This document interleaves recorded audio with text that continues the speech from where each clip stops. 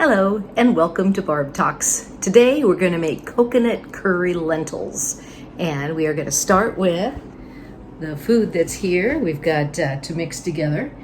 We got coconut oil, cumin seeds, coriander, crushed tomatoes, turmeric, sea salt, coconut milk, some brown lentils, and also some garlic and cilantro and ginger, but I will peel this and grate it so that it's the way it needs to be for the recipe.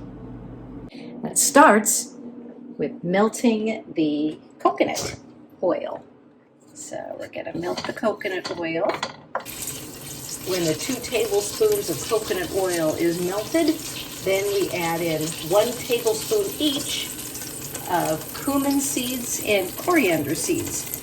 And I've tried cumin seeds and coriander seeds, and I'm fine with the cumin seeds. But the coriander seeds were just a little too thick for me, a little too crunchy in the end result. So I'm using coriander powder this time and the cumin seeds. And you cook that for about 45 seconds, and after the seeds start to brown, then we add in the garlic, and it was 1 head of garlic chopped, so about 10 to 12 cloves. And we add in the crushed garlic, stir that around, cooking it for about 2 minutes. Then you add a can of crushed tomatoes. There's going to be a big whoosh here. Oh yeah. 1 28-ounce can, by the way.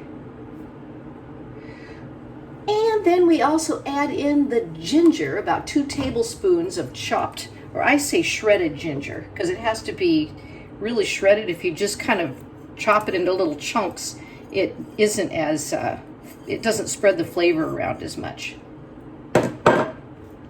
We'll also add in 1 tablespoon turmeric, 1 tablespoon turmeric and 2 teaspoons salt.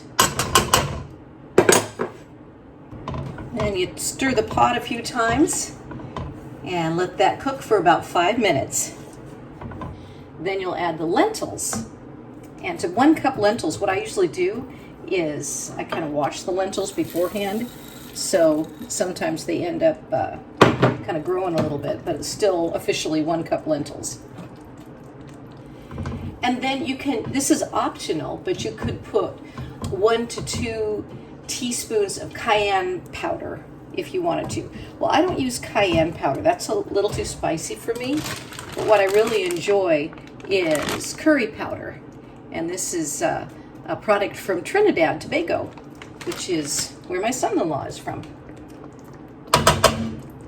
So it's kind of nice cooking this dish and thinking about my extended family. So you add in 3 cups of water. And what I've found is that 3 cups of water pretty much fits into the can of the 28-ounce crushed tomatoes was in.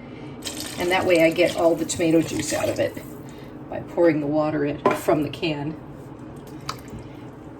And then you bring the pot with all its goodness in it to a boil.